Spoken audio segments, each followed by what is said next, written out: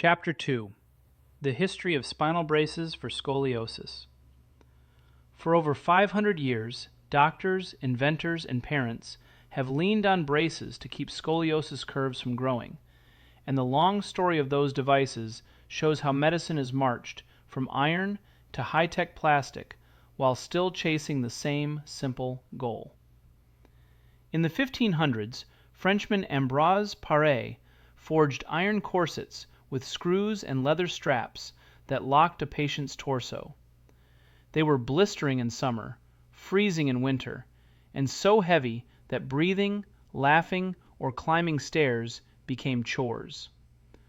Through the 1700s and 1800s, craftsmen kept tinkering.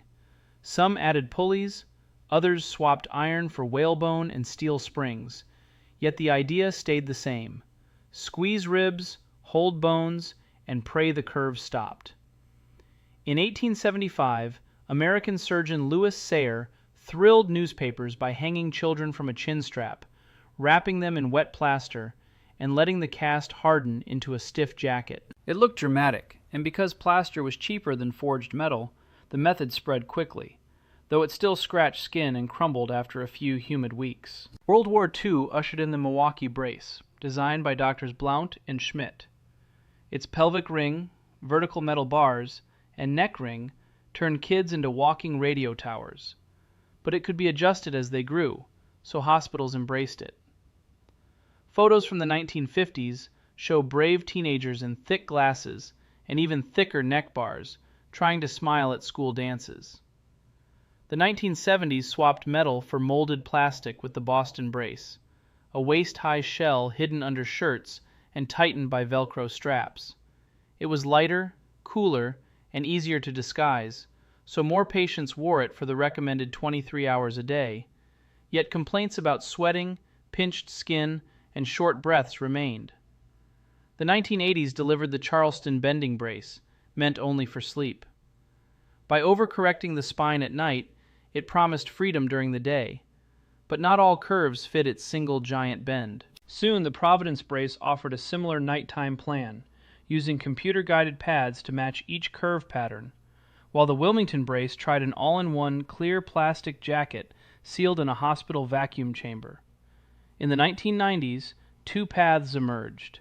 Engineers used computers and laser scans to carve stiffer shells with strategic cutouts, giving birth to the Rigaud-Chenot and Gensingen designs that push in 3 dimensions while leaving expansion spaces for breathing.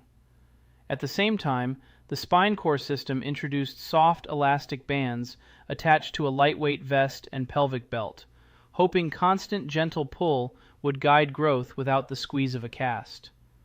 Early research showed mixed results, but many kids liked being able to run, swim, and sit on the floor. During the 2000s and 2010s, brace makers borrowed from bicycle helmets and shoe factories, using CAD/CAM software, memory foam, and even 3D printers to fine-tune pressure points. Custom TLSO shells could be printed overnight from a scan, painted in bright colors, and paired with sensor chips that texted parents when the brace came off.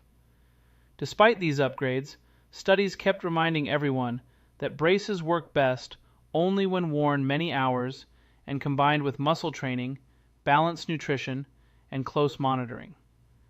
A rigid shell may slow a curve, but it can also weaken trunk muscles and strain self-esteem.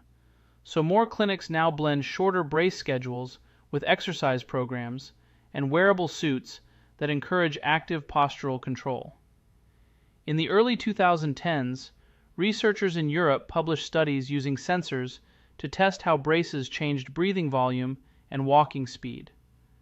The data showed some designs let lungs expand normally, while others clipped capacity by 30%, spurring vince and staggered pad placement. Over the last 5 centuries, braces for scoliosis have turned from clunky iron cages to sleek plastic shells, but the basic idea behind them, pin the spine in place and wait, has barely budged, and that is the real problem.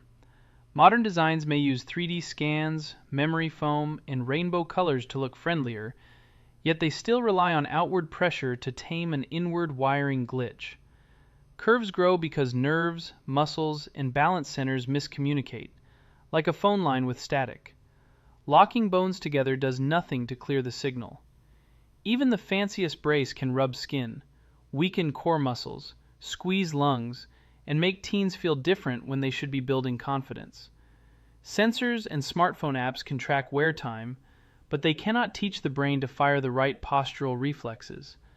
Nighttime braces offer freedom by day, but they still send the body the same silent message: hold still and hope. Soft, elastic systems promise gentle guidance, yet research shows mixed results and no true fix for twisted feedback loops inside the nervous system. In short, technology has polished the cage, not replaced it. Families deserve solutions that retrain movement patterns, strengthen muscles in real life, and respect a child's need to run, laugh, and breathe without straps digging in. Until treatment shifts from trapping the spine to teaching it, braces, no matter how advanced, will remain a shiny answer to the wrong question, and the root causes of scoliosis will keep slipping through the cracks.